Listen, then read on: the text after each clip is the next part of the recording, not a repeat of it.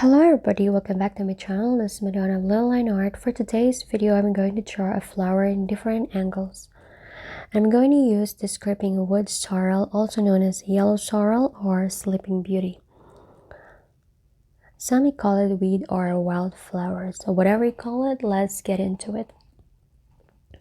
As usual, I'm going to use my Unipen 0.5 black pen here. And first, I'm going to draw the flower or petals facing towards me or facing front, and I'm just really gonna draw line art here. So it has 5 petals and some with bulb attached in the stem, and the leaves is kind of heart shaped, similar to a clover leaf.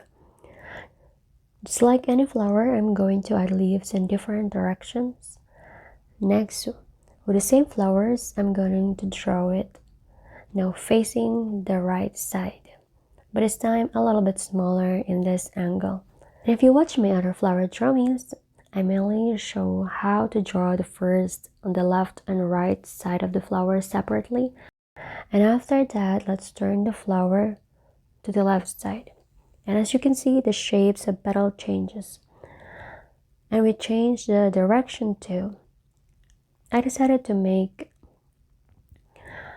more smaller this time to give some variety of sizes. I'm going to draw flowers that is attached together or as a whole. Now let's draw another flower facing the back part.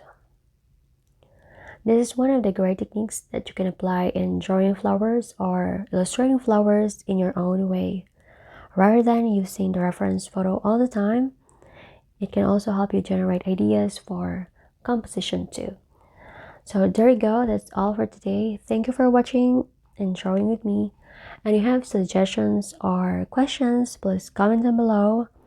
And please subscribe for more flower drawing tutorials.